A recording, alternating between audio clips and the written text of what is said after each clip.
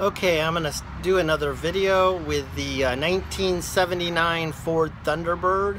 I'm having a little bit of starting problems at times, but more than that is stalling after it gets hot. It runs fine, and then when it if it sits for 10 minutes, then it has a hard time starting after it's hot, or worse than that is it'll stall after it's hot. So I was told by a local garage to try the ignition module. So that's what I'm going to replace right here today. So we'll get started. Okay, before I begin, I'm going to spray these 3 bolts here with some WD-40 and let them sit for a couple hours before I begin working on this, so that these bolts will come off easier. Okay, I've sprayed the bolts and I will let them sit, and hopefully that'll make them come off much easier, since this very well could be the original part. So that way it gets time to soak in and be able to come off very easily. You are looking right now at the ignition module, which is right here, and it's just got there's 3 bolts that come through the underneath the wheel well, over by where the tire is, which I had already sprayed with WD-40 to loosen it up, and then it's got these 2 connectors here. So hopefully those will unsnap easily and we can get this thing changed, and hopefully that's our problem. So we'll go ahead and start doing it. So now I'm going to take a 7/16 socket, and I'm trying to run the video here too and do this. So I'm just going to loosen these.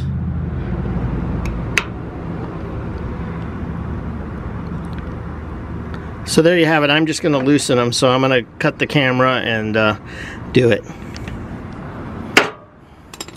First thing I'm going to do is unplug these wires. Hopefully I can unplug them. Oh my goodness. That right there might be my problem, unless that's goop they put on it.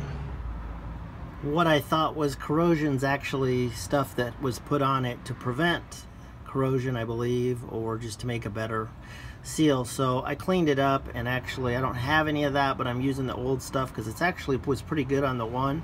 So I cleaned off the other one, and then I put a little bit on from one to the other, so at least it'll have some there. So I was wrong. I was thinking, oh, maybe that's the problem, but I have not done this before, so learning as I go. Okay, if you look at it now, I've already taken 2 out of the 3 bolts. It's loose out of there, so I just have 1 more to do. So I'll go ahead and do that. Okay, I have everything loose now, so I'm going to pull this out. There is the old one, so I'm hoping that this takes care of the problem. Okay, this is where it goes. I wiped some of the dust off, and now I'm ready to start putting a new one on. As you can see, I have the bolts back in. They're just tightened with my hands. I'm going to have to use the socket on it to tighten it down. But let's see what it looks like from this other side. So there's the new part, though I have to tighten it up, and I also need to plug it in. And then we should give it a try. Now I have all the bolts tightened, and now I just need to plug the connectors in, and then we can give it a try. Oh, one other thing.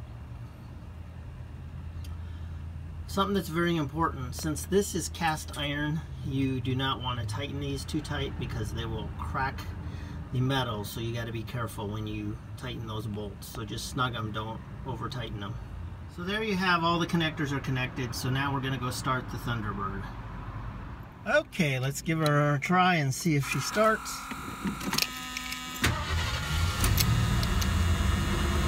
Started. It's running, so we'll just wait and see if this helps the problem.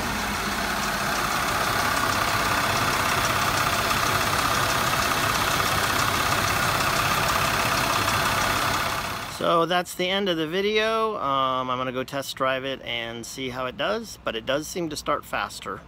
So I'm encouraged at least. So hope this video may have helped you. If so, put a like, comment, and subscribe. See you guys next time. See ya.